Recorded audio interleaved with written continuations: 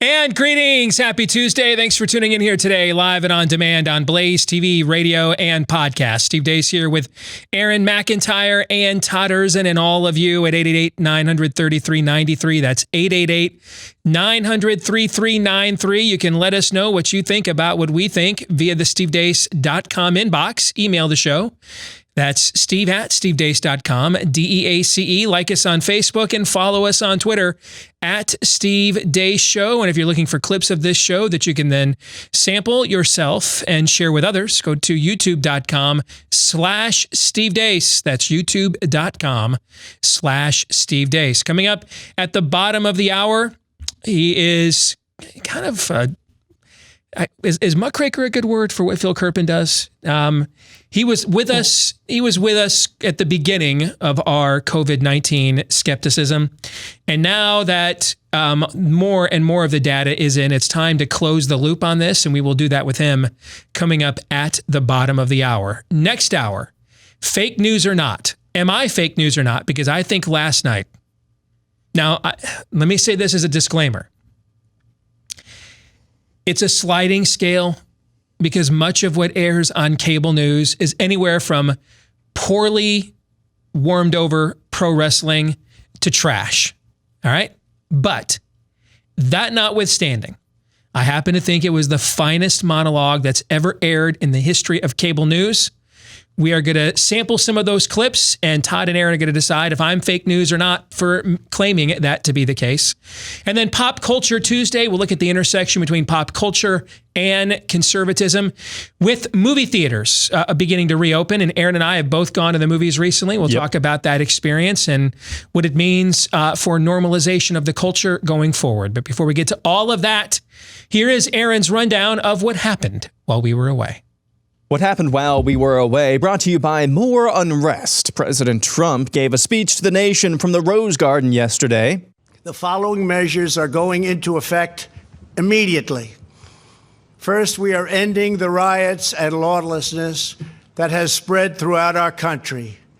We will end it now. Today, I have strongly recommended to every governor to deploy the National Guard in sufficient numbers that we dominate the streets. If a city or state refuses to take the actions that are necessary to defend the life and property of their residents, then I will deploy the United States military and quickly solve the problem for them. I am also taking swift and decisive action to protect our great capital, Washington, D.C. What happened in this city last night was a total disgrace. After that address, President Trump had D.C. police and the National Guard clear Lafayette Park and the adjacent streets by the White House so Trump could visit St. John's Church, which was set on fire by rioters the previous evening. Is that your Bible? CNN, your thoughts. What do you make of that very bizarre moment? Open your eyes, America. Open your eyes. We are teetering on a dictatorship. This is chaos. Has the president, I'm listening, is the president declaring war on Americans? Meanwhile, in St. Louis, Missouri, 4 police officers were shot in riots overnight.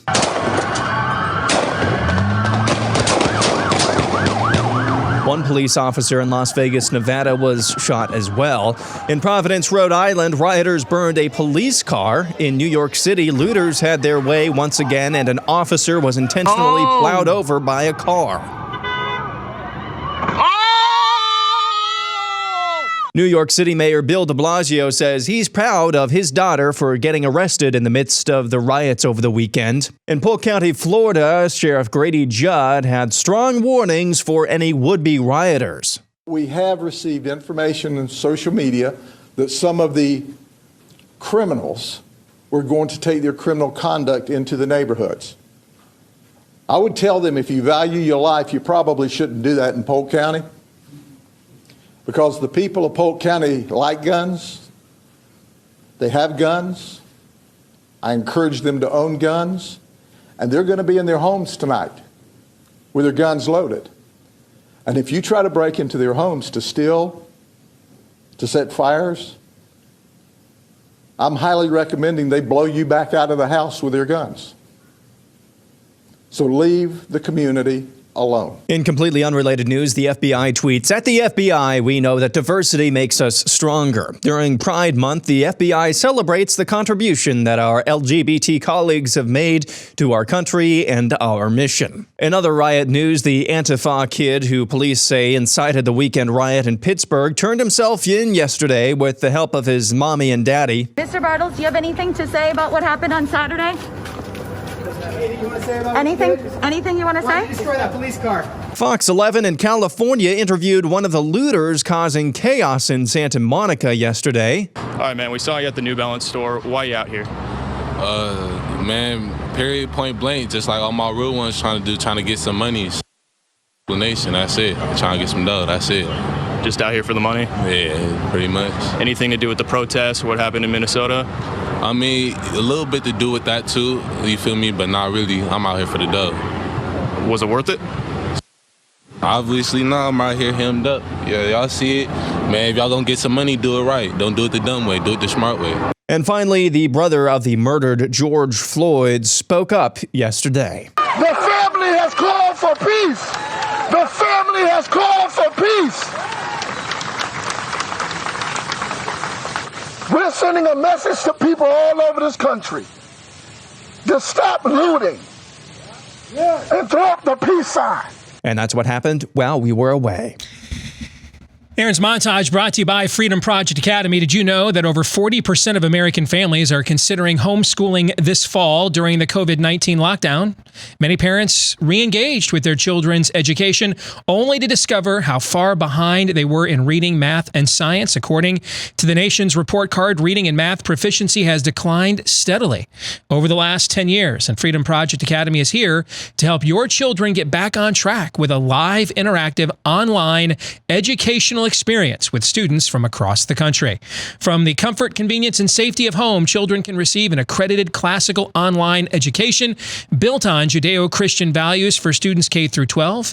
Here, they teach students how to think, not what to think. If you want more information or to request a free information packet, go to freedomforschool.com right now. That's freedomforschool.com. Open enrollment ends soon. Please reserve your place today. They are seeing unprecedented levels of requests from families looking at this as an option for the first time. Freedomforschool.com. Again, that is freedomforschool.com. I don't even know where to begin with what's in Aaron's montage. I shouldn't be. I know that I shouldn't be. Okay, but I am, and maybe I need to stop doing this when the time comes that I can't have this done to me anymore. Maybe when that happens, it's time for me to walk away. But I am just utterly gobsmacked at the tone-deaf lack of self-awareness from the FBI. And maybe, and I know that I know that I shouldn't be. I know that. Okay? I know that.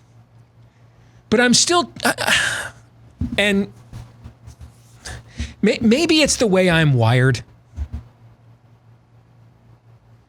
I gotta know things. I need to know. I need to know. Your institution either attempted to railroad and entrap a 2 or 3 star general into a felony plea bargain, or at the very least, it didn't do anything while rogue agents within your institution were attempting to do so. Over the last few years, you ignored warnings about the Florida school shooter. You ignored warnings about the worst sex offender in American history, Larry Nassar. You ignored warnings about the nightclub shooting in Orlando. Should I continue on the FBI's recent track record of success or lack thereof? You have still to tell us what possessed a straight white male with a battalion of weaponry who should be right out of central casting for every gun control advocate, activist in America. He's what they fear. Crazed white male with a lot of weapons. And yet, he somehow smuggled them into a hotel on the Vegas Strip, the most surveilled city and street in America, other than Pennsylvania Avenue in Washington, D.C. Opened fire, and we don't have a motive for the worst mass murder in all of American history. Well, until 6 governors decided to reinfect America's nursing homes. Until then, at least. No motive for that. Your institution may have been the fulcrum of a coup attempt, looking at you, Andrew McCabe, and James Comey.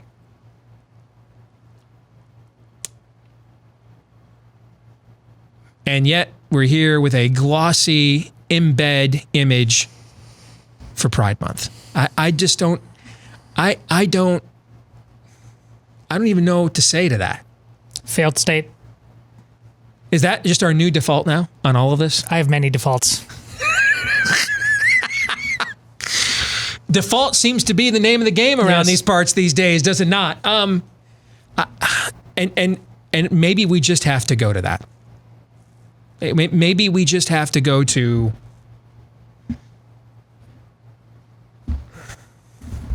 failed state. That's all we got. This thing is pretty much heading around third, heading for home. And home plate's called the ash heap to history, and we're just, we're trying to get there before the throw arrives and get under the tag, right? You know what I'm saying? And it's just, at that point, gravity, inertia, momentum will not be satiated, will not be stopped. And we're just there to be declared safe. When we get home, slide in for fail safe, for the failed state. I don't even know what to say to something like that. That this is your priority? This is where we are? Hey, let's take a time out from trying to entrap generals being used as the platform for a coup against a duly elected president and ignoring several of the worst criminals and knuckle draggers in recent American history. But we're going to take a time out from all of that, folks.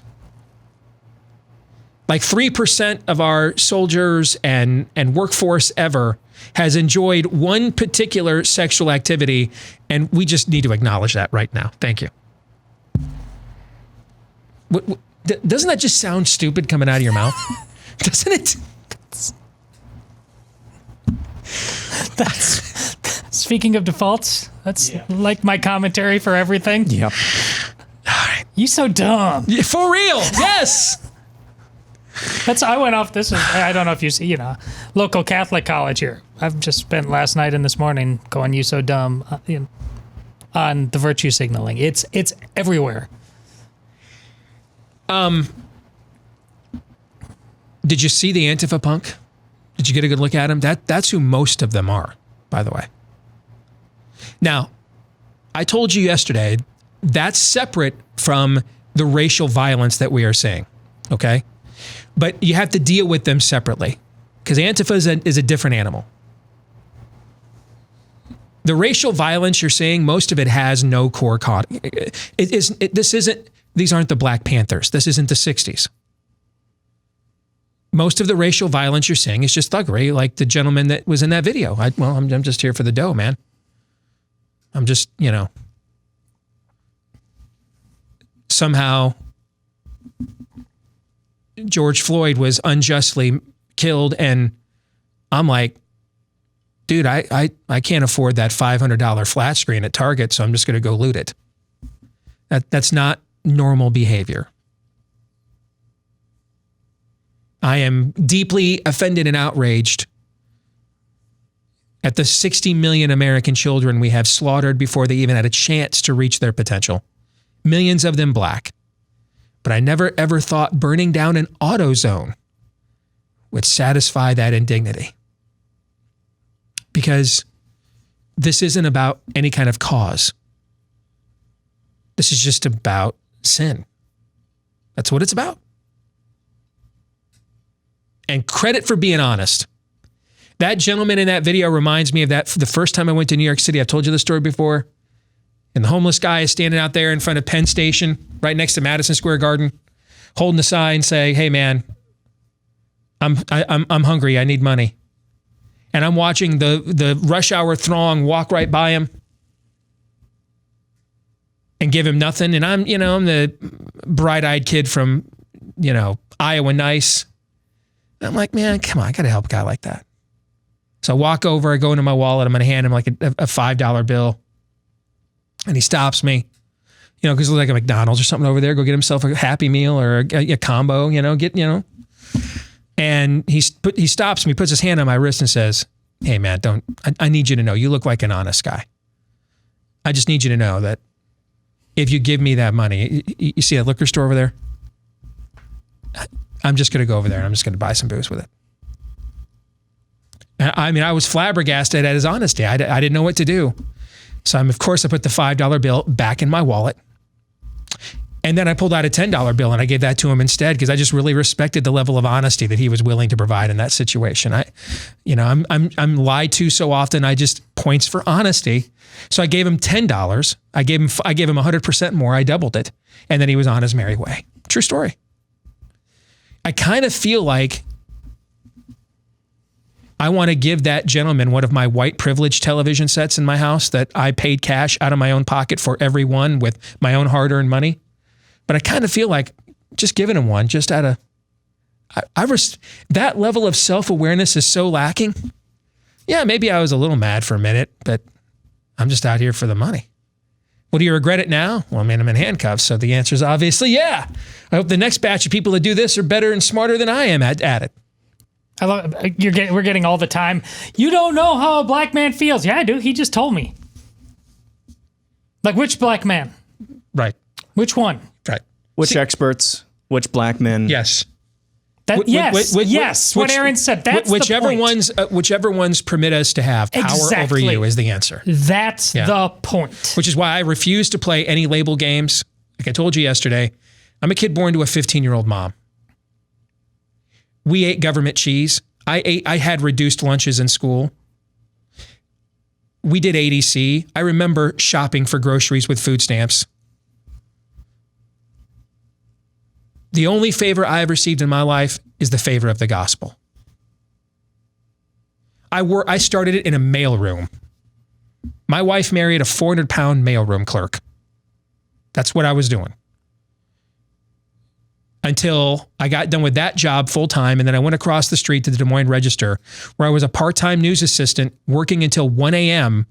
for minimum wage, long before it was $7.25 an hour, by the way. Filing photos, getting coffee, doing grunt work.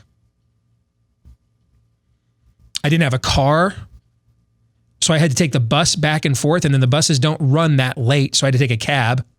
The cab ride was actually as much as what I got paid for these 4-hour shifts. So I wasn't making any money. I just wanted an opportunity one day to break into working in the media. So I did it. In between, I've worked at Manpower Temp Agency. I cleaned tampon bins at Wendy's. I cleaned the offices at the Pyramid for Steelcase in Grand Rapids, Michigan. I did bottle returns for Eberhard's grocery store in Wyoming, Michigan.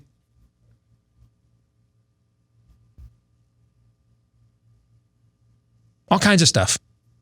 All kinds of jobs, working my way up. My first car was a 76 Ford Granada with a vinyl top that was ripped to shreds.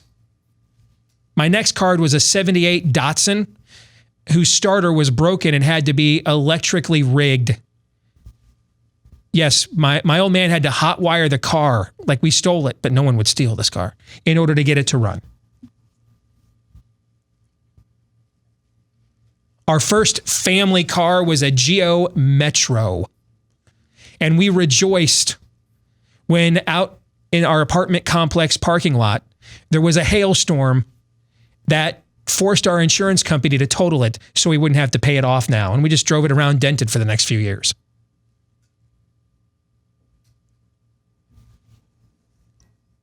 There's your white privilege. My ancestors were wops, dagos, and garlic eaters. They lived in the ghettos first. Well, after the Jews left the ghettos, they were forced into the ghettos first, as the Jewish immigrants were. And then the Italian and Irish immigrants were, after they left. If you know your American history. I don't owe anybody anything for anything I haven't done. I've done enough bad. I've made enough questionable decisions in my life. Jesus spilled enough blood for me up on that tree. I'm not owning anybody else's junk, and neither should you. And presuming poor motivations or guilt on somebody based on their skin color or race is the very definition of racism. It's the very definition of it. I will not bow the knee, meaning to your political correctness. I'm broken up like most every other American is for what happened to this man. And I understand now they've found fentanyl and meth in his system. May have been a comorbidity there. Still, a police officer, particularly one with the record that Officer Chauvin, is that his name, I believe? Didn't he have, I think he had several citations for unruly behavior or going overboard in this past? Correct. You have to have some self-awareness there. And especially given some of the issues we have recently in this country, we're still going with the hands up, don't shoot narrative that Eric Holder and the Obama Justice Department said never happened with Michael Brown. They said it never happened. I don't know if it happened or not, but Eric Holder said it didn't. So, I mean, I got to presume he was the Attorney General. He investigated it. He's got to know more about it than me. So no, I'd happily bow the knee for an unjust death in mourning, but I will not bow the knee to your virtue signal and your political correctness. I will not. And if you try to get me to, I'll cap you in the knee, is what I will do. No is the answer. And if you ask and demand again, no is my next answer.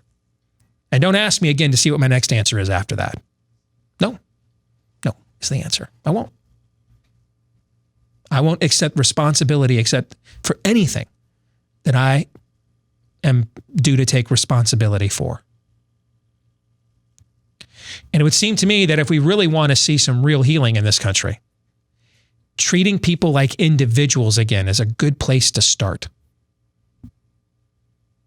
Not just assuming, hey, you're not really black unless you vote for me. Well, you're white, so you must have this these residual thoughts.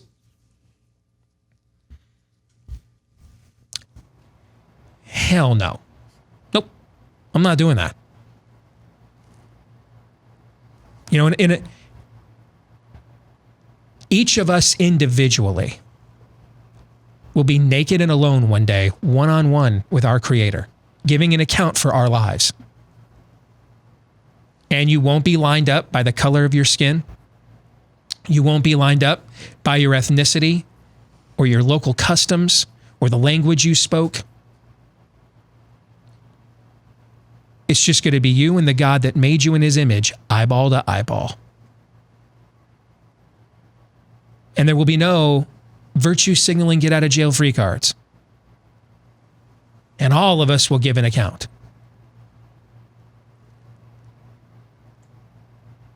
Warren Buffett, rich, white, straight male with all of his wealth, he'll be naked one day, giving that account every bit as much as that black looter in the video will be. For God is not a respecter of persons, meaning that there's no such thing as either guilt by association or salvation by association. It's you and him. That's it. And if that's how God operates, I think we should probably emulate that. That's why we don't have civil rights. We have individual rights. There's no such thing as group rights in America. Now, we created them in the last generation, and look what it got us. More of this is what it got us. Just pitted more groups of people against each other. That's all that it did.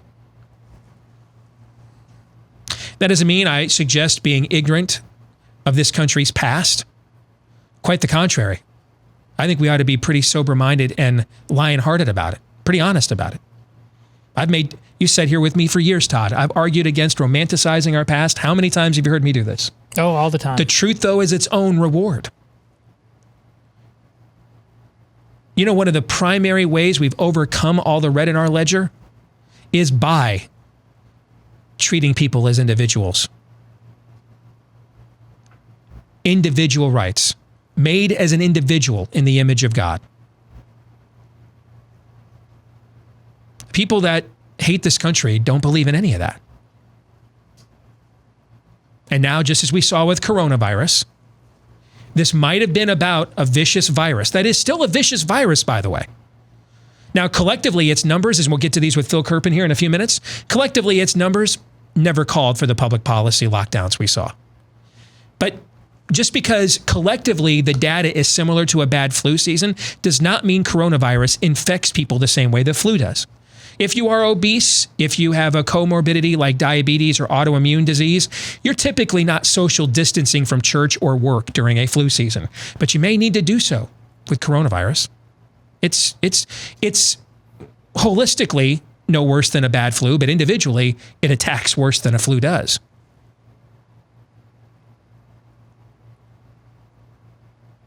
But this ceased being about a virus about 5 seconds after the country locked down. And it became a scamdemic instead. It became a panic scam instead. And now you can tell, because we're getting all the data now that shows we actually knew what this was and what to do about it 3 months ago. And it's created 40% unemployment in Black America. Right. So now we're in the middle of a riot and there's no normal to return to. What jobs and community are they going home to now? That's exactly right. And the same thing here is true as well with George Floyd. Props to Tiger Woods and Tony Dungy. My basketball coach, Juwan Howard, pointed this out. The violence and looting and his brother pointed that out in the video that Aaron had. You're not helping his cause at all. You're not doing anything for for any form of justice for what happened there at all. Instead, you're driving the wedge deeper. But many of the same forces in the media that demanded we submit to the panic scam are demanding that we submit to this as well, for the same exact motivations. Because for every one person that this is about racial injustice for 100 other people, it's about something else. Power. Power. That's what it's about. Gentlemen, you have any thoughts? You just heard mine, Aaron. What you got? We're seeing the same movie, just a different way, over and over again. Think of any remake of a movie. I'm trying to think of a good example of a remake of a movie that was made in maybe the 50s or 60s that was remade decades later. It's the same thing. Coronavirus and what we're witnessing right now, in some respects, are just the same thing as you just pointed out. Just a remake. Got a little bit different paint job on it, a little bit different casting, but it's the same thing. It's all an effort by opportunistic progressivism. I didn't say progressives. Progressivism is doing this. It's carried out, of course, by progressives, but opportunistic progressivism, every single step of the way, does whatever it can to grab power. You cannot give it to them. You cannot give an inch because they'll take everything. We'll come back and let's close the loop on coronavirus and the lockdowns next. So now that we are finally beginning to reopen, that doesn't mean everything is okay. You still probably need to take care of your health and put more of it in your hands preventatively than ever before. And that's where Field of Greens from Brickhouse Nutrition comes into play. One scoop has a full serving of real USDA certified organic fruits and vegetables, which boosts energy and supports a healthy immune system. Plus, It's been known for many, many years now that a diet rich in fruits and vegetables can reduce your risk for a lot of maladies, including heart disease, hypertension, and a whole host of other issues. Field of Greens is also prebiotic and probiotic with a great source of vitamins, fiber, and other nutrients. What's prebiotic and probiotic means? It means it helps your digestive system, which is the largest immunity system in your body, is in your gut. All right, so if just one scoop with any water-based drink and you're done. And right now you can save 15% off your first order with the offer code STEVE at BrickHouseSteve.com. Again, that's offer code STEVE at BrickHouseSteve.com to save 15% off your first order. And if you end up subscribing to have it delivered to your home every month, you'll get 10% off every month for doing that as well. All right, 10% off every month if you subscribe, 15% off your first order if you use the promo code Steve at BrickHouseSteve.com. Phil Kerpen is with, well, he's a syndicated columnist. He's also with the Committee to Unleash Prosperity. He's done some of the best research I've seen out there on what's been happening with coronavirus, particularly as it pertains to the one sector pandemic. It's been here for the last couple of months, which is America's nursing homes. And good to have you back on the show, Phil. How are you? I'm doing great, Steve. How are you? Could be a little better, brother, but I could be a lot worse. What I want to do with our conversation here, Phil, is kind of bring it full circle to when we had you on a couple of months ago. We were just beginning to answer or to ask questions that it was clear the system demanding these lockdowns didn't have answers to. And now we're getting data, albeit largely from other countries better than our own, frankly, that shows that these lockdowns were a disastrous policy and didn't really do anything to flatten a curve or slow a spread or anything else. It flattened our healthcare system, but that's about all that it flattened while the virus continued to flatten our nursing homes. And I want to take you to something I wrote today for the Blaze, if I could. And my concern when this is over, and I think it's kind of over now, but my concern is the next virus. How do we know what is a threat and another scandemic panic scam? How do we know, right? And I think there's a couple of questions that need to be answered so that we have some kind of vetting tool when this is over. And one of them I want to get your take on. I want to read something to you, Phil. Anthony Fauci wrote this. Dr. Fauci wrote these words, February 28th. In the New England Journal of Medicine, quote, if one assumes that the number of asymptomatic or minimally symptomatic cases of coronavirus is several times as high as the number of reported cases, which is what we have seen from all the serology studies, the biggest in the country just published out of Colorado the other day, the case fatality rate may be considerably less than 1%. This suggests that the overall clinical consequences for COVID-19 may ultimately be more akin to those of a severe seasonal influenza, which has a case fatality rate of approximately 0.1%, or a pandemic influenza similar to those in 1957 and 1968, rather than a disease similar to SARS, which had case fatality rates of 9 to 10%, or even in the case of MERS, 36%, respectively, unquote. He wrote these words in the New England Journal of Medicine on February 28th. You know, did it come from a MAGA Reddit forum, Phil? Did it come from a QAnon account? Where did the talking point, it's just a bad flu season, come from? It came from Anthony Fauci, our leading infectious disease expert, writing in arguably our most prestigious medical journal in this country, February 28th. But then 11 days later, Phil, he goes to Congress and says this is going to kill 10 times more people than the flu. I think we need to bring him up under oath, like Nuremberg tribunal style. And we've got to find out what in the hell happened in those 11 days.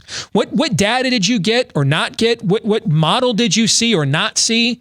Because that's Linda Blair exorcist-like 180 that you just did there from February 28th to March 11th, because that March 11th testimony, Phil, is what launched this country into lockdown. Your thoughts on that?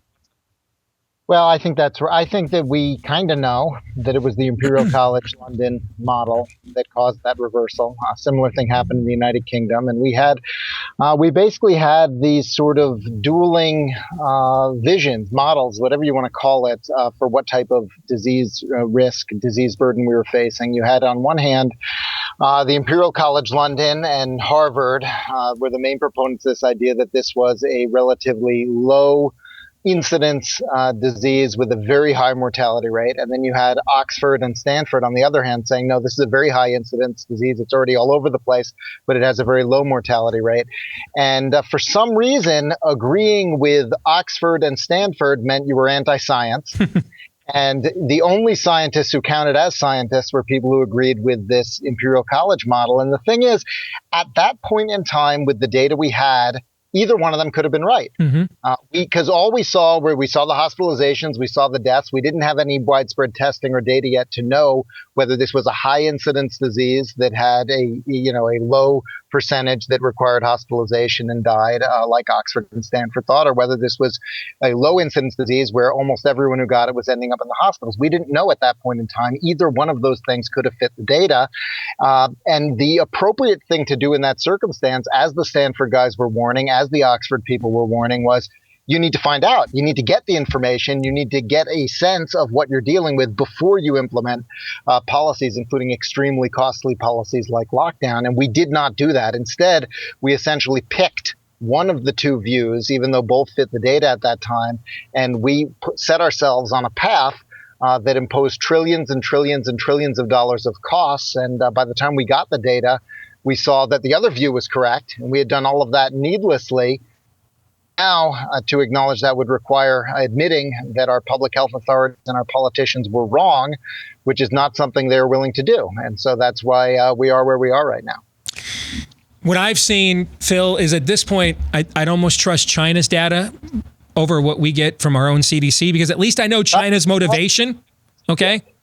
The thing about China's data is we all sort of discounted it. We said they're probably lying and we're going to ignore it completely. But in truth, China's data is reasonably good in that the course of the disease, where it goes up very rapidly and then it sort of crashes and it's gone, it is sort of the same thing we've seen in every other country. And so I don't think they've given us the real number exactly. It was probably higher than what they say, but the basic pathology that they said, I agree they exaggerated their numbers, but their basic pathology has turned out to be accurate, because we've seen it, whether it's Norway, Sweden, Switzerland, Japan, the countries that had lifted their lockdowns or canceled their emergency orders. Italy said the other day the virus is basically gone in their country, when they're the country that scared the hell out of the whole West, that we're all going to be Lombardy, Italy, and now it's basically gone there.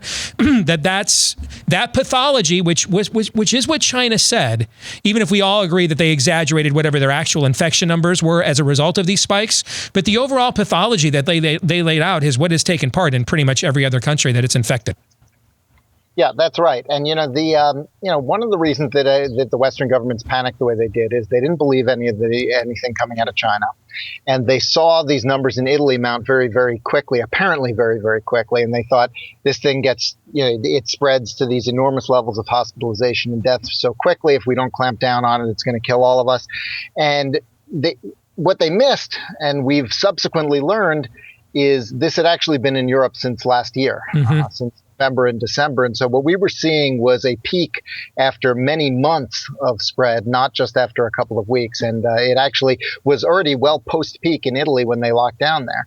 And so we sort of had a very bad impression, a misunderstanding of where we were in the disease cycle. We thought that if we didn't take these dramatic actions, it would go much, much higher than what we had seen in Italy, when in fact Italy had already peaked and was post-peak at that point. So even if you want to give everybody and all these governments the benefit of the doubt for the initial overreaction and erring on the side of caution, what I can't give a benefit of the doubt to here at home is we seem bound and determined, and I think it's just all domestic political forces, Phil. We seem bound and determined to be the slowest industrialized nation to admit our mistake. I mean, Israel went from the most ridiculous lockdown in all of the civilized world, basically martial law, to Sweden in like a month. Okay, because they started getting data. They started seeing what the actual data was. Their kids have been back in school since early May. We've got governors claiming you'll never go to school again without a vaccine, which will likely never happen because they spent 10 years trying to come up with one to the first SARS coronavirus and they could not. I mean, is this really just all domestic politics now? That's why our media is even the BBC is attacking Boris Johnson from the right on lockdowns, and our media wants to know if the rioters are masked and social distancing. Is this just all domestic politics now, Phil? Well, nearly all. I think there are two factors. One is that our politicians and health authorities don't want to admit they were wrong, acknowledge they were wrong. But sort of related to that, there's a broader sort of public psychology factor here too, because regular people don't want to admit to themselves that they just went through 2 or 3 months of lockdown for no benefit, for no reason, that it accomplished nothing. They want to feel that they defeated this disease, that it was a hardship, but it was worth it, that they accomplished something. That psychological factor probably means most people will never admit the truth to themselves because they don't want to admit, they don't want to recognize that they did it for no reason. And so sort of related to that, we've got all of this fear because people did convince themselves, or they were convinced by government, that going outside is dangerous, that seeing other people is dangerous, that they should never shake a hand again. And so even when the facts come out and the information comes out, even if government were totally honest tomorrow, a lot of people just would say, hey, I'm going to stick with what I've been doing. I'm too scared and that kind of thing. And so this is a big problem they've got in the UK right now is they're trying to open schools this week. And a lot of people are too scared to send their kids because they were given all this hype. Similar to, we've got marches all over the country still dropping the hands up, don't shoot line that Eric Holder and the Obama Justice Department said never happened. Michael Brown never said that. And yet, where are we here? 5 years later, we're still repeating this line because it's part of the zeitgeist now. Is that kind of what I hear you saying about the virus? Yeah, I mean, I think that at some point when you frighten the population with all of these over-the-top claims, even if like NPR quietly ran a story yesterday saying, actually it's much, much less deadly. Yeah, saw that. And it's kind of like, well, okay, but at this point, all the NPR listeners are going to wear masks for the next year no matter what anyway, because they bought it and it's the whole thing. And so I just think, you can't, once you've sufficiently indoctrinated the people and created fear and hysteria, you can't just turn it off like a light switch. And so, even if we try to sort of rationalize things down from a policy standpoint, it's going to be tough. I think the one thing that'll do it, though, Steve, is I think that as more and more states get back to business as usual, the rest of the country is going to kind of see it and say, hey, this disease is over. It's not coming back. And many of them will always believe the lockdowns were important and worked and so forth, all data to the contrary, for that psychological satisfaction reason. But I think that, unfortunately, even government telling the truth is not going to just turn things back to normal. Finally, in the couple minutes we have left here, you have done a phenomenal job quantifying what I have been explaining to this audience, that essentially since about the second week of April, coronavirus, COVID-19 has largely been a single sector pandemic in America, that unless you're governed by a New York State politician or in an American nursing home, you're not dying of this. You've done a great job quantifying this state by state. Can you, in a couple of minutes here, just give our audience a summation of some of that data that you've accumulated here over the last few weeks? Yeah, absolutely.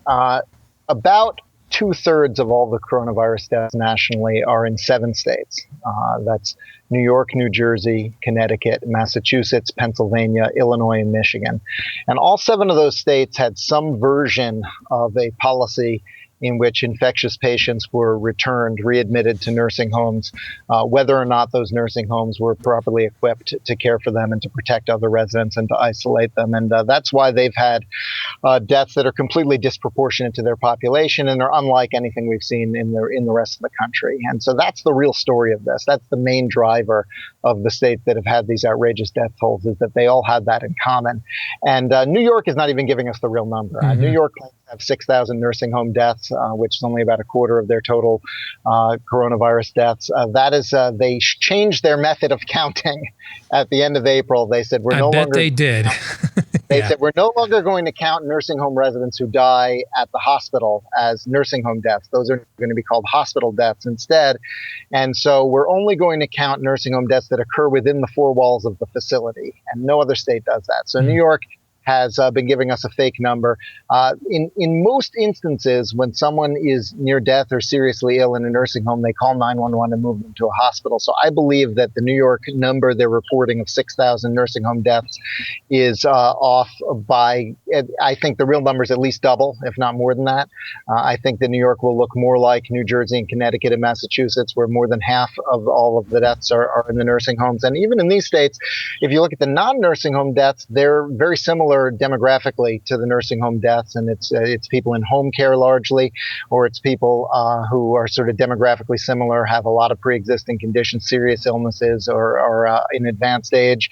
And the other place that this thing spreads other than nursing homes is in the hospitals. It's largely been a hospital and nursing home infection.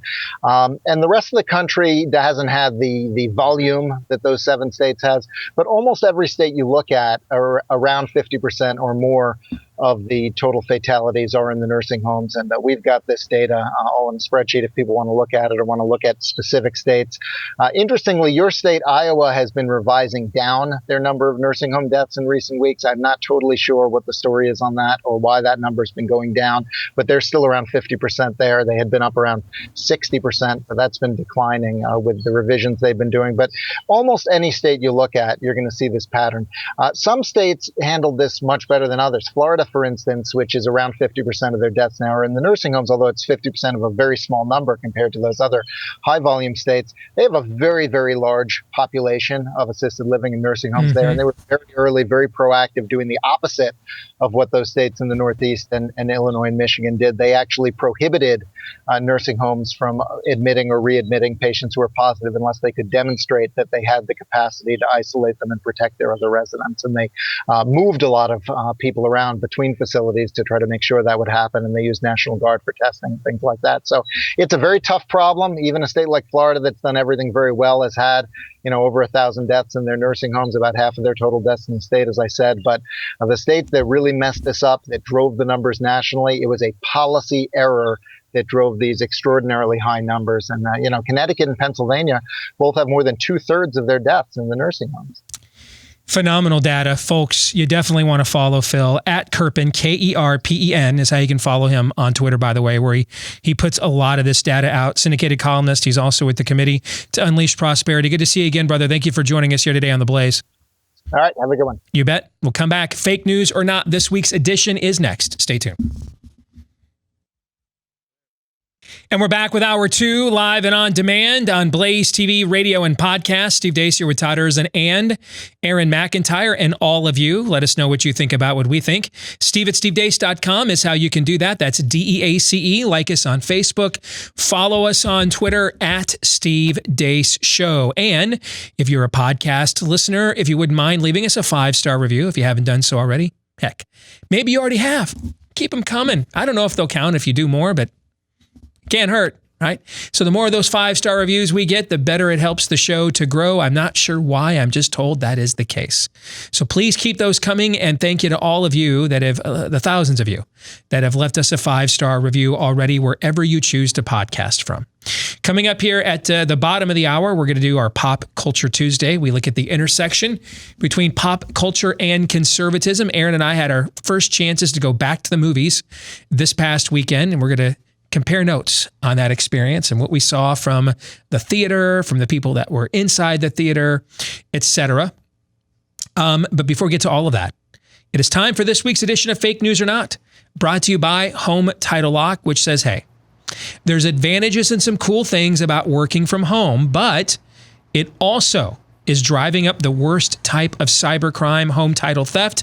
We're doing it all from home now, working, baking, video conferences, meal deliveries, shopping, and that means cyber criminals are targeting our homes. They want that money that they can get by taking out loans on our homes. And the crime is called home title theft. The FBI is warning homeowners, hey, you need to deal with this. Home Title Lock is how you can protect your home from cyber thieves. Your home's legal title is kept online where they find it and forge your signature, stating you sold your home to them, and then they'll take out loans in your home and leave you with all of that debt. Banks, insurance, and basic identity theft services don't protect you. But for pennies a day, Home Title Lock puts a virtual barrier around your home's title. So protect your home now. Go to HomeTitleLock.com. That's HomeTitleLock.com and register your address to see if you're already a victim. And you can use the promo code Steve while you're there for 30 free days of protection to help get you through this crisis. Again, that's promo code Steve at HomeTitleLock.com. Promo code Steve at HomeTitleLock.com. Well, last night, again, I don't watch cable news, and I don't frankly recommend that any of you do, for the most part. All right, but I saw this trending last night, and I'm like, okay, I got to watch this. And what I watched over the next 9+ minutes, I thought, now granted, it's a place either that ranks somewhere between second-rate pro wrestling soap opera drama that Vince McMahon's just better at to flat-out trash. That's kind of the sliding scale that I view America's cable news. It's where the truth in America goes to die. Cruel death is cable news. So, admittedly, my standards are low. That notwithstanding, though, it's one of the rare times I've looked at somebody else's cable news show and thought, if I had that platform, if I had that show, this is the kind of thing I would be doing with it. And it's the monologue that Tucker Carlson had on his program last night. I think it's the finest monologue that's ever aired in all of cable news. We have it's too long for this show, and because of fair use and copyright, we can't play it all. But we have selected 3 clips, and we're going to play them for you. And then Todd and Aaron, you guys are going to decide, am I fake news or not? Is this really as good as I think that it is? You guys ready to go? Are you fake news? Am I fake news? But just about this. Just about this. Because I think we've all decided at some level. Yes, okay. We've all done fake news, whether intentionally or not, right? All right. Here's clip number 1. When the violence began, what we needed more than anything was clarity in the middle of this. It's hard to see when the tear gas starts. Someone in America needed to tell the truth to the country. Instead, almost all of our so-called conservative leaders joined the left's chorus, as if on cue. On Friday, as American cities were being destroyed by mobs, the Vice President of the United States refused to say anything specific about the riots we were watching on television. Instead, Mike Pence scolded America for its racism. Carly Fiorina, once a leading Republican presidential candidate, tweeted that, and we're quoting, "It's white America that now must see the truth, speak the truth, and act on the truth." Meanwhile, Kay Cole James, who is the president of the Heritage Foundation, that's the largest conservative think tank in the country, you may have sent them money, hopefully for the last time. Kay Cole James wrote a long screed denouncing America as an irredeemably racist nation. Quote, "How many times will protests have to occur?" Got that? Have to occur. Like the rest of us caused this by our sinfulness. The message from our leaders on the right, as on the left, was unambiguous. Don't complain, you deserve what's happening to you. No one jumped in more forcefully or seemed angrier at America than former South Carolina Governor Nikki Haley. Quote, "Tonight I turned on the news and I am heartbroken," Haley wrote. "It's important to understand that the death of George Floyd was personal and painful for many. In order to heal, it needs to be personal and painful for everyone." But wait a second, you may be wondering, how am I, quote, personally responsible for the behavior of a Minneapolis police officer? I've never even been to Minneapolis, you may think to yourself. And why is some politician telling me I'm required to be upset about it? Those are all good questions. Nikki Haley did not answer those questions. Explaining is not her strong suit. That would require thinking. What Nikki Haley does best is moral blackmail. During the 2016 campaign, she compared Donald Trump to the racist mass murderer Dylan Roof. How is Donald Trump similar to a serial killer? Nikki Haley never explained that. She wasn't trying to educate anyone. Her only goal was political advantage. Nikki Haley is exceptionally good at getting what she wants. She's happy to denounce you as a racist in order to get it. She just did. In this case, Nikki Haley's wish came true. The riots were indeed, quote, personal and painful for everyone. And then the pain kept increasing. 2 days after she wrote that, dozens of American cities had been thoroughly trashed, some destroyed. A country already on the brink of recession suddenly faced economic collapse. An already fearful population, locked down for months, had been thoroughly and completely terrorized. Mission accomplished. Let's hope Nikki Haley is pleased. We've now atoned. How did the Trump administration respond to the horrors going on around us? Well, yesterday morning, the country's national security advisor, Robert O'Brien, did a live interview from the White House lawn. Here's how it began. First thing I want to say on behalf of the president, he said this to the family, but our hearts and prayers are going out to the Floyd family. We mourn with them and we grieve with them, and what happened there was horrific, and I can't even imagine what that poor family is going through as this video is played over and over again. That should have never happened in America, and it's a tragic thing. The president said that from the start, and we're with the family, and as the president said, we're with the peaceful protesters. We're with the peaceful protesters, O'Brien announced. Really, can you be more specific about that? Who are you talking about exactly? Is it the people spitting foam as they scream, F the police?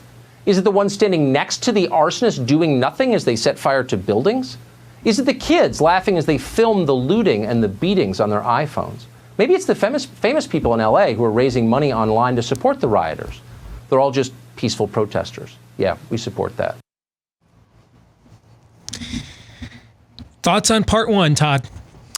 Well, not only are you not fake news, if I didn't know better, I would have thought that that was just a flat out rip and read from like how many shows that we've done. I mean, God bless. He's clearly been, since he's gotten his show, he's been the tip of the spear in many respects of having real and authentic conversations about on multiple levels. And there's no more proof in terms of being no respecter of persons. I mean, Nikki Haley, of all the people in the last 4 years who's kind of risen to the ranks of those with respect, broadly speaking, in Republican and conservative circles, she's there.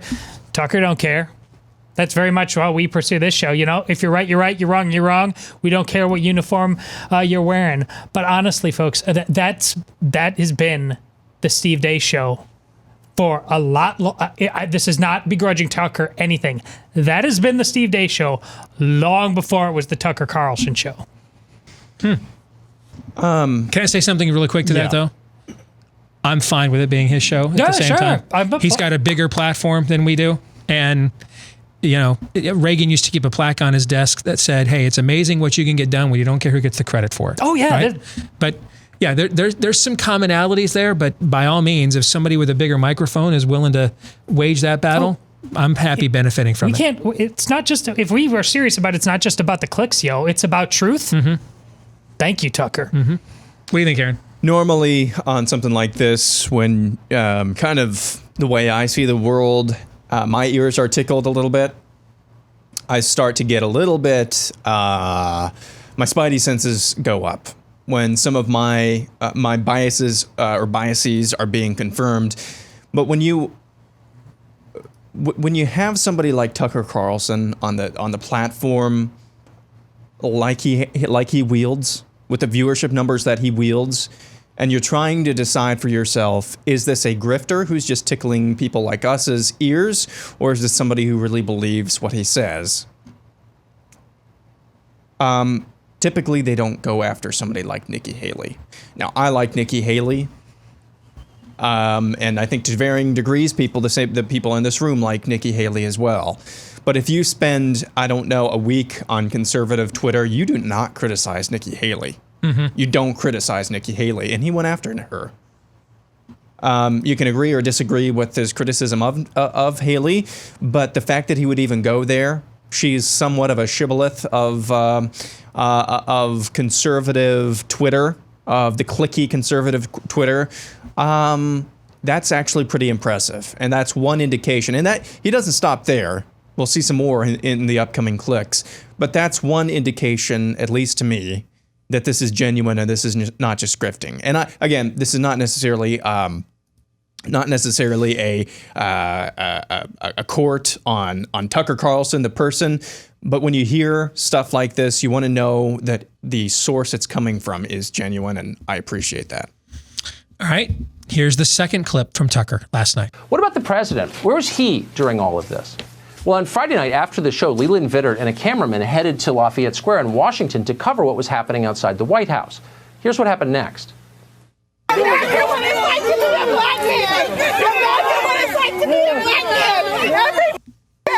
Fox News reporter is getting chased out by the George Floyd protesters here in front of at Lafayette Park.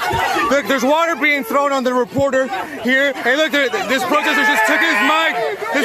They just threw the mic at the reporter here. As you see, guys, things are spiraling here quick at the protest.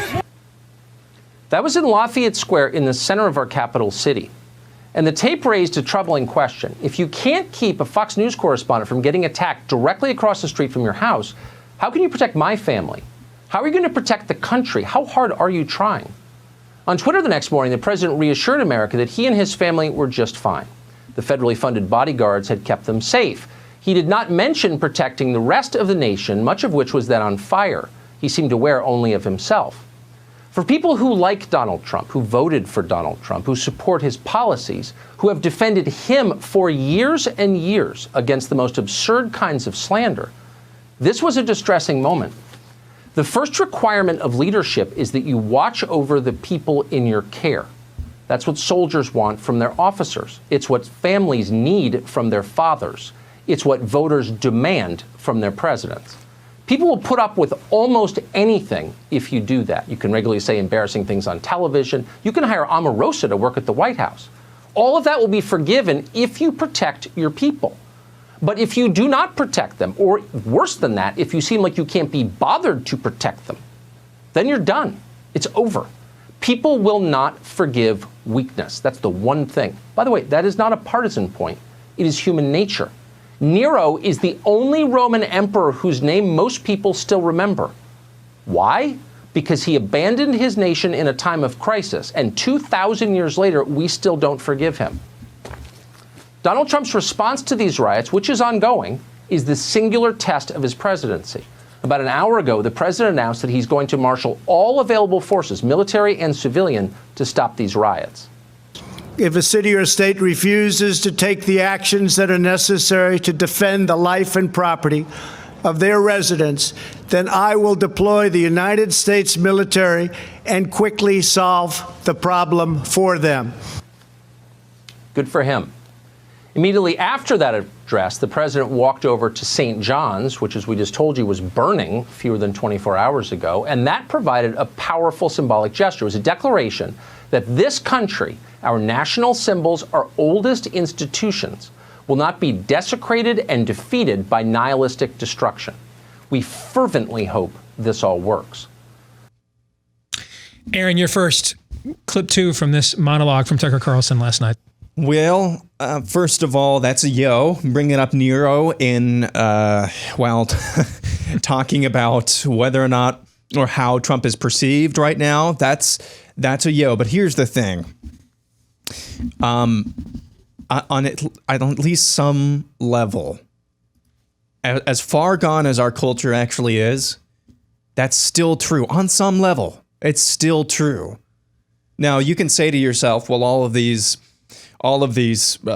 riots are taking place in traditionally Democrat-controlled cities. Guys, most cities are Democrat-controlled. Most large cities are Democrat-controlled for the most part. And have been for decades, and have been for more than a century. Yeah.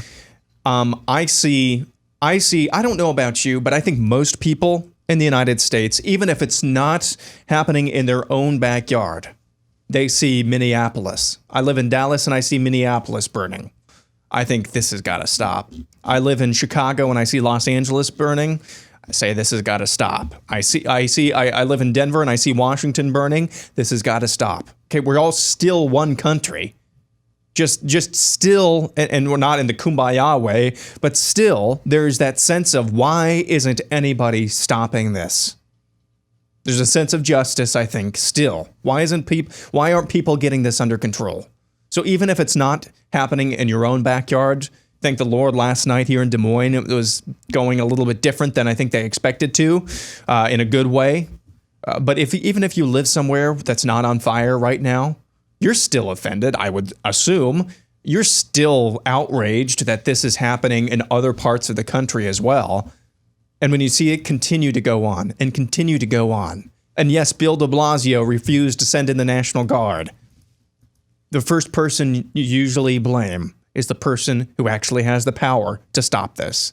And so in that respect, yes, if Trump does not, and if these protests do not stop, and Trump continues to tweet, he's going to get blamed. Todd? Yeah, that's the response to my rant yesterday. That's the antidote when I was talking about, Trump. It's putting up polling numbers from the basement. There's no polling. There's really no relevant polling anymore that you poll, you gain information from. Polling is certainly relevant. Steve will tell you this more than anybody, because you're serving the people. What do the people think? But sometimes there is just circumstance and action. And right now it is June. The election is 5 months away.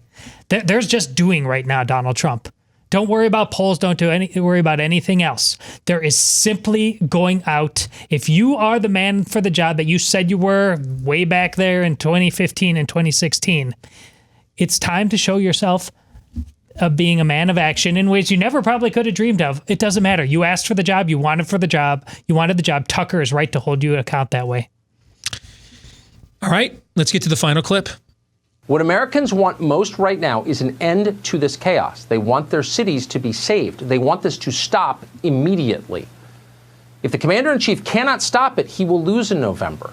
The left will blame him for the atrocities they encouraged, and some voters will agree. Donald Trump is the president. Presidents save countries. That's their job. That's why we hire them. It's that simple. Some key advisors around the president don't seem to understand this or the gravity of the moment. No matter what happens, they'll tell you, our voters aren't going anywhere. The trailer parks are rock solid. What choice do they have? They've got to vote for us. Jared Kushner, for one, has made that point out loud. No one has more contempt for Donald Trump's voters than Jared Kushner does, and no one expresses it more frequently.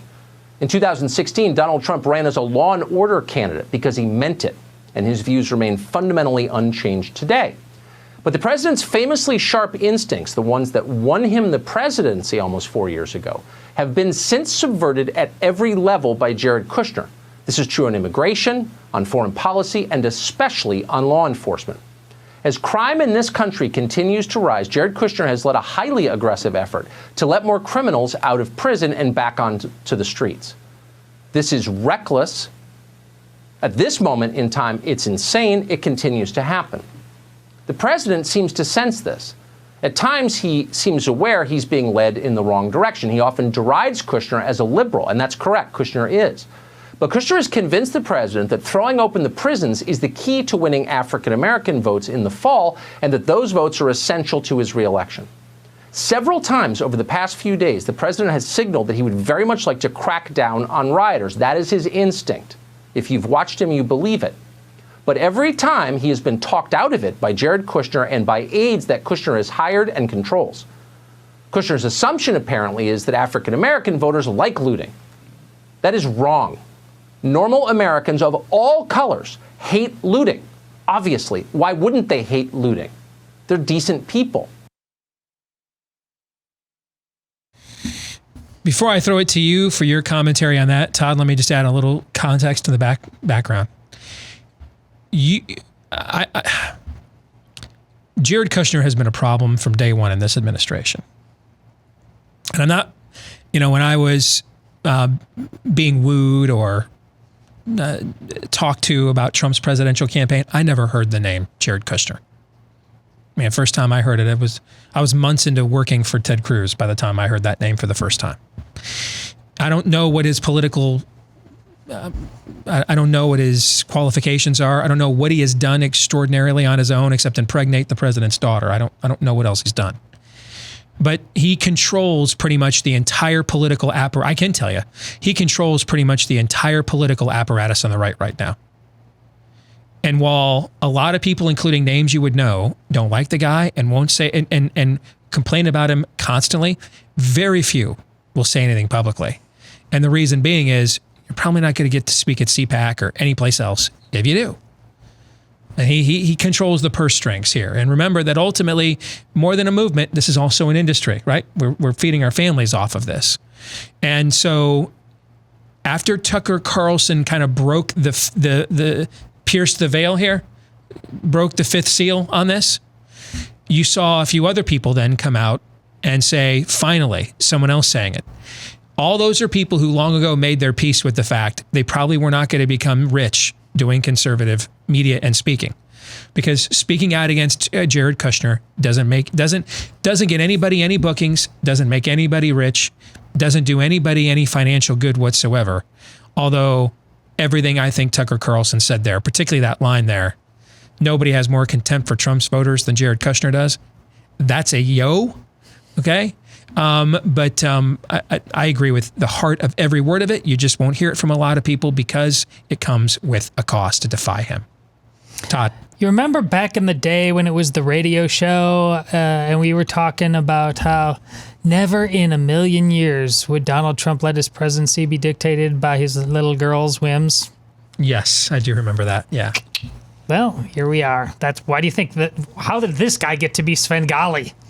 Because that's who he's married to. I don't know what he's done on his own. Yeah. I don't know why he has to be in. Why he's the guy that's going to negotiate the Mideast peace process.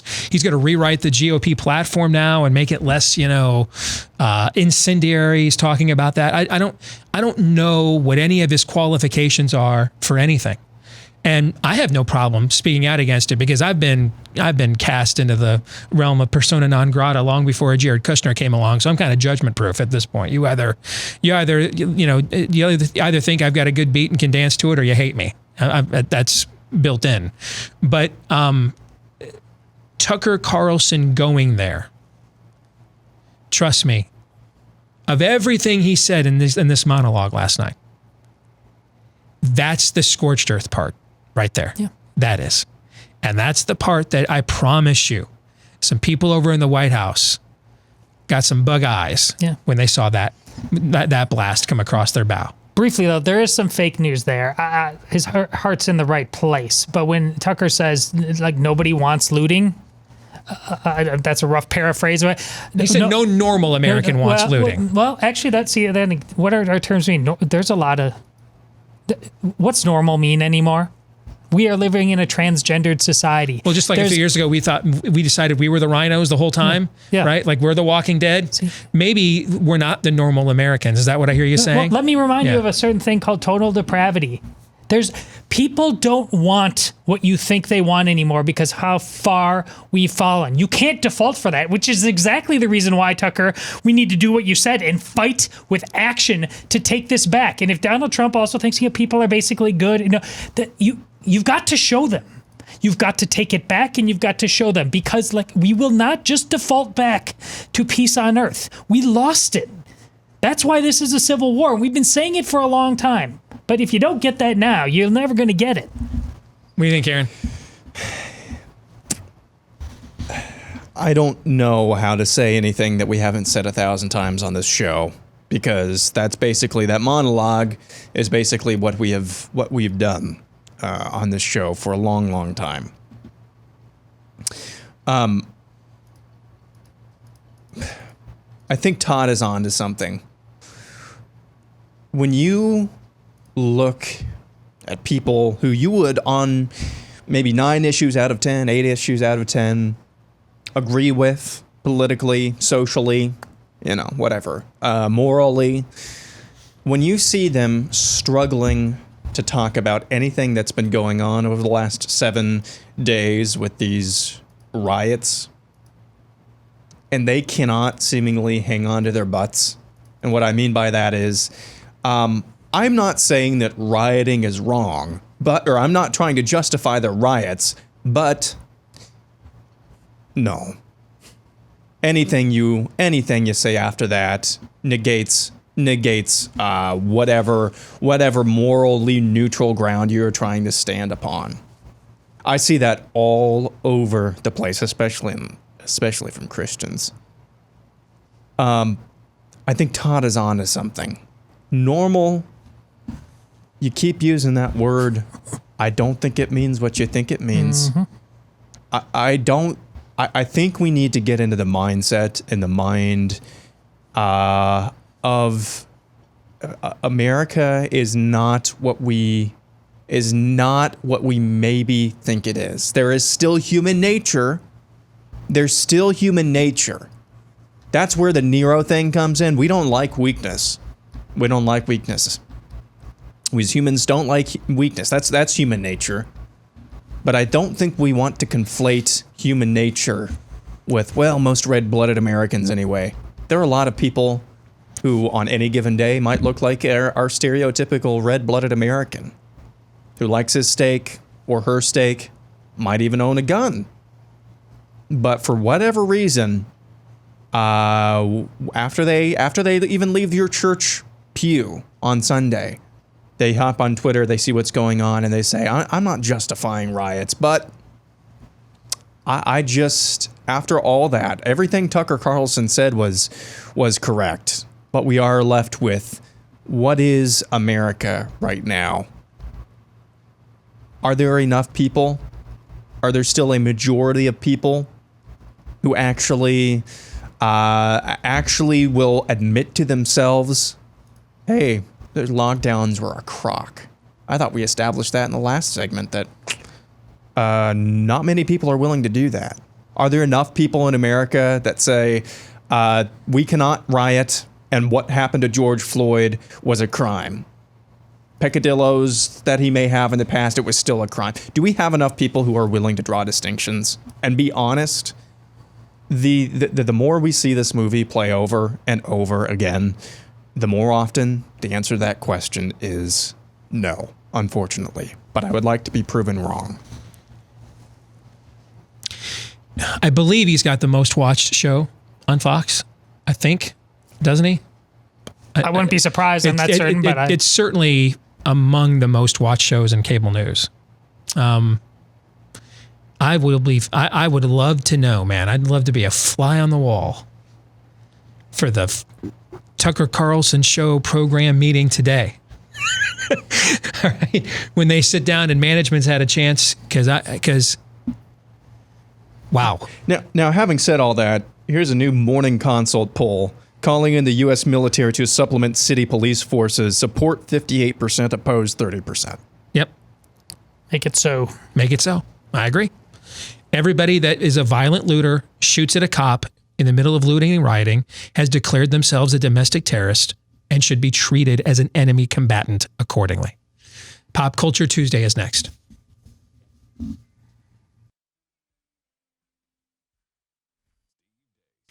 Pop Culture Tuesday this week brought to you by the Classic Learning Test. You know, the SAT and the ACT are often thought of as simply inconvenient tests that students have to give up a Saturday to take a few hours and a few times their junior and senior years to take.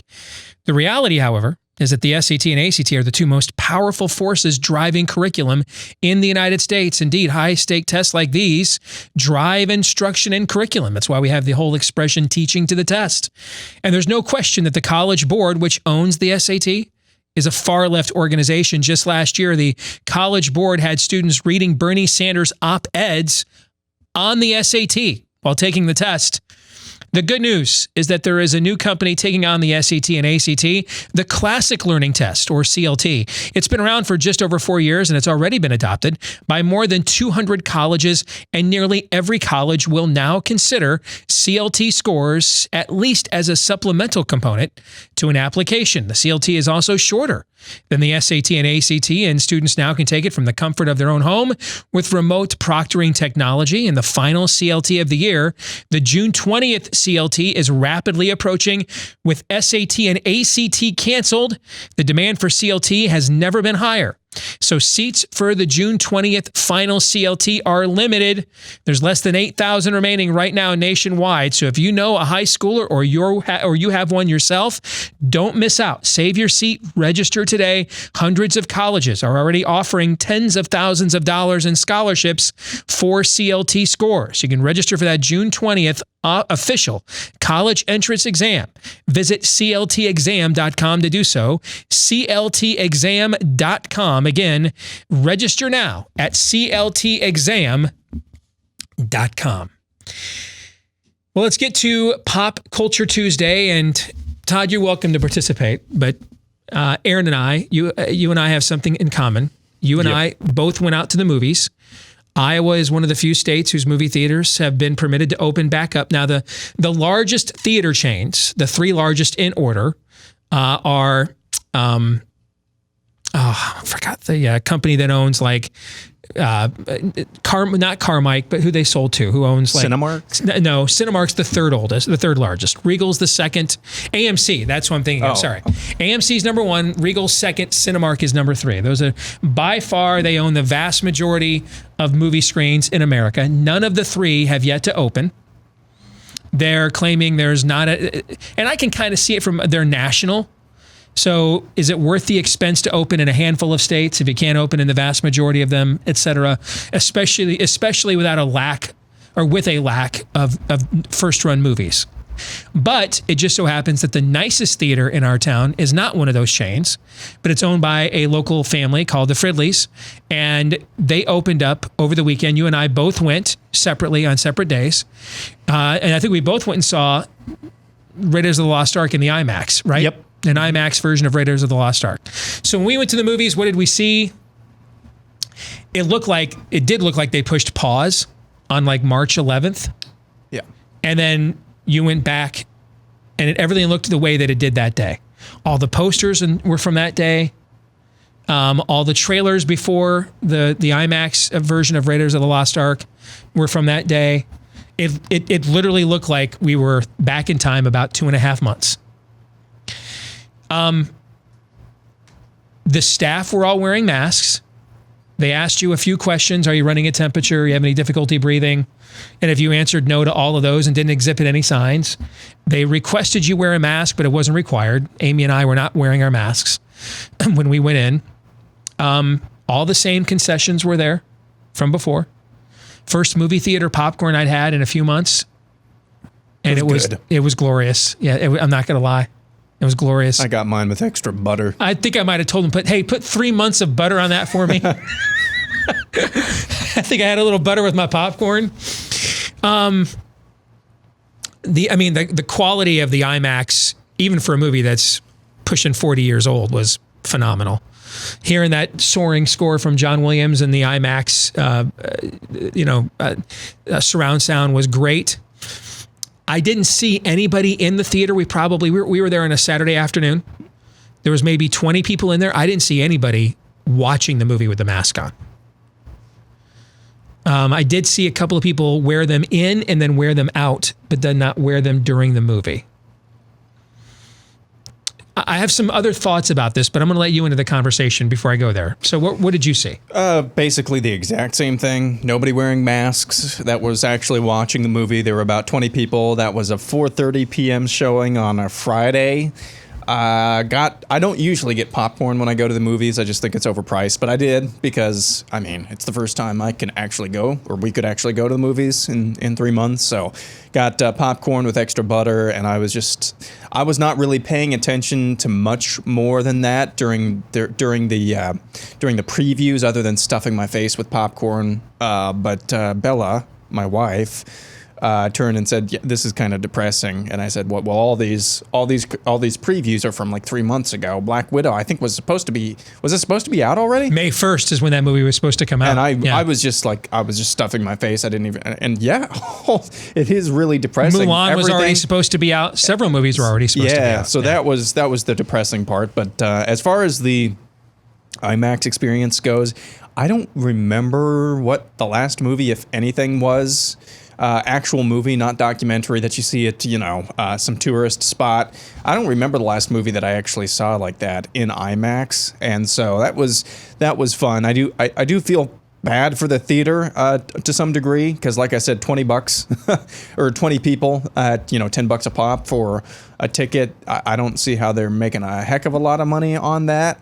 But hopefully, for the first weekend, hopefully they had a good show.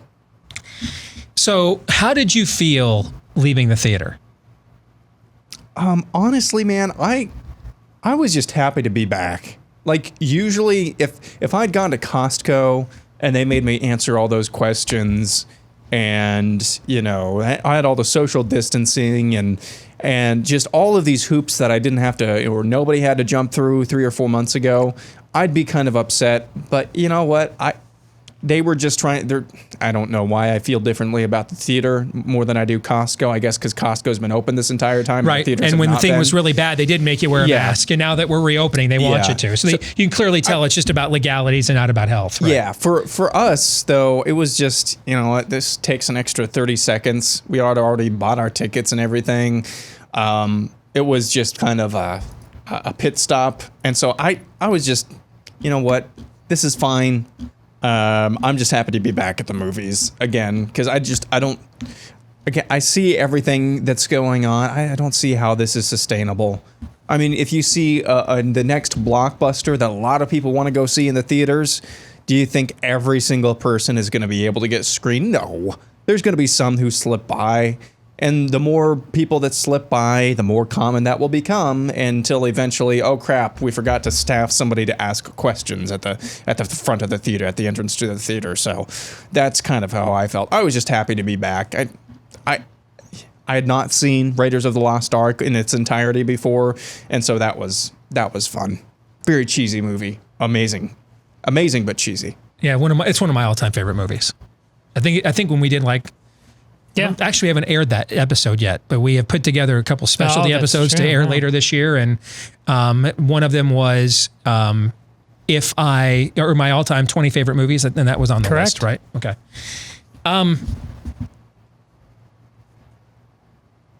I left mad. I went in there happy, excited to be back. Didn't mind answering a few questions. I was fine with it. You know, I think those questions are responsible to ask, actually. So remember, I'm the one that's been like, I think there still needs to be some level of concern about mass spreading indoor events. I've said that for quite a while now. And it's not because I don't believe that as a whole, COVID-19 is not any better or not any worse than a bad flu. As a whole, it is. But the way that it individually impacts people. Right? If you go in there, if one of you is diabetic and you go to the theater and sit next to somebody who's got influenza, it's not going to impact you the way that if you were diabetic and you went in there and sat next to somebody who had COVID-19, it's different. So the individual pathology of the virus is different than the macro impact of a lockdown. But I left there angry, and I felt bad for businesses like theirs.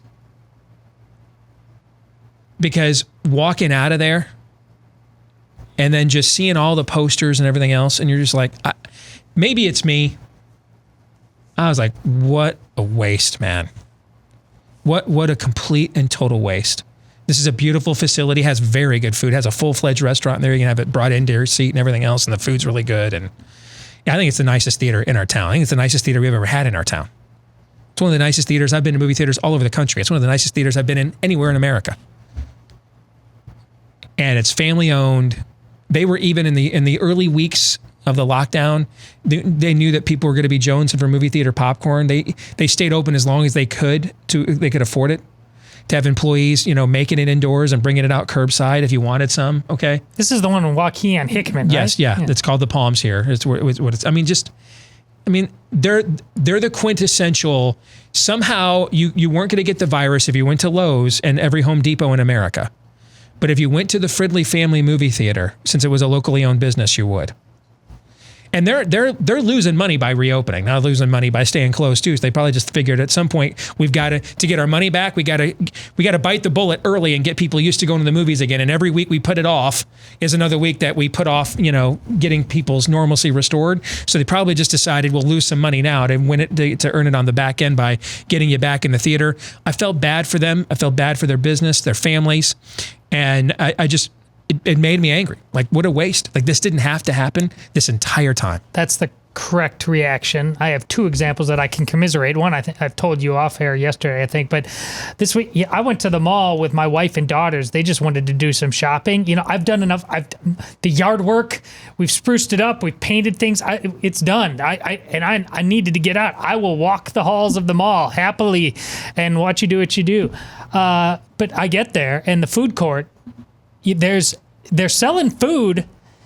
The entire seating area is closed down. You can buy food. You have to walk outside and just find some. I know. Why?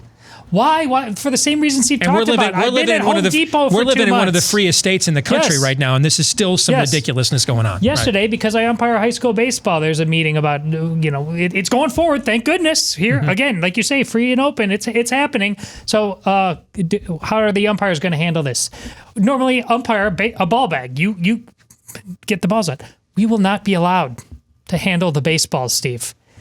The defensive teams in each dugout can only touch the ball. Anytime can you a pitcher kick the balls? And I'm going to kick somebody's balls. Every time a pitcher goes to his lips, don't tell me the ball has to be taken out of play. Yes. This is So mad. Hulk, mad. You're so dumb. What about? Doesn't the batter hold the bat? Yeah.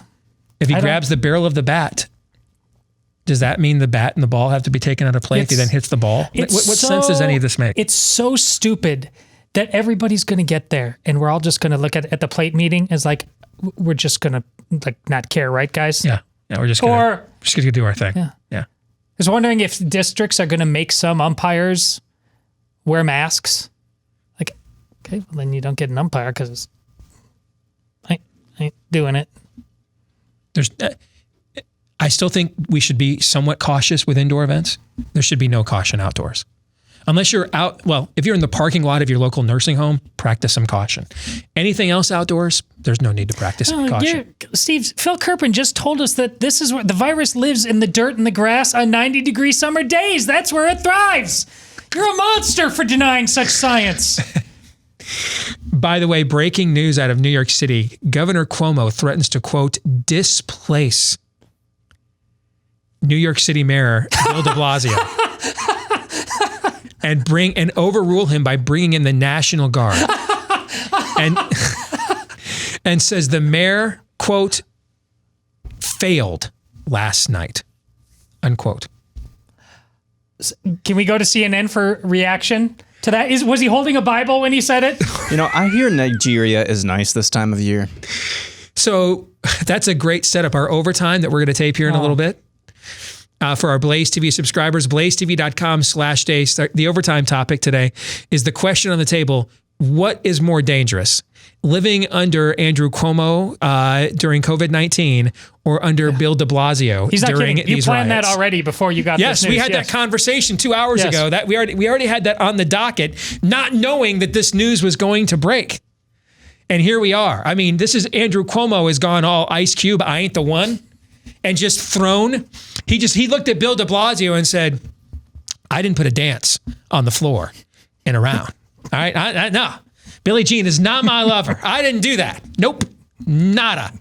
All right? That is impossible. All right? He has thrown Mayor Sandinista officially under a giant Big Apple bus. Can you give me something? You haven't done it in a long time. For this, can you do the Mikey? What do you mean the Mikey? When you like it. Oh, you like it. You really like it. You want more of it. You like it. Is that what you're talking about? Yeah. I mean, this is something, man. This is something. I'm swooning. And you know what? It kind of goes to the polling numbers you cited earlier. Maybe you need to reassess your skepticism about that last point that Tucker made, because that's Andrew Cuomo now saying we can't have that in New York City. We can't have that in New York City. That's Friday. It was we were wrong. They were all wrong. All the projections were bad. Yes. And now he's governor law and order. This is awesome. Is there like a photo when Cuomo said this? Did he rip over his shirt and show his pierced nipples? I mean, this is just we don't know that that's true. We just want it to be. All will be revealed, but I hope not that much. We don't know, but that's Todd's version of when I needed Chris Christie's, the story that he brought. He was reduced to bringing Trump his McNuggets at midnight. I needed that story to be true. You need the Andrew Cuomo pierced nipple story. Nice. You need it to be true. You need to have apparently Aaron's telling me God has internally a Jonah Hill gif within within even him. Like, I don't know about that. I don't even know how to. I'm sorry that I interjected in the middle of our conversation with that. I saw this break on my feed and I'm like, we have got to bring this up. And now I don't know where to go. Thankfully, we're out of time. Like, I wouldn't know how to fill like another 5 minutes. I started this show gobsmacked and I'm going to end it so. Right? So we have come full circle. We are going to stick around and do overtime for our Blaze TV subscribers, blazetv.com/Deace. For the rest of you, we are back at it again tomorrow, noon to 2 Eastern, right after Glenn Beck. Until then, John 3:17.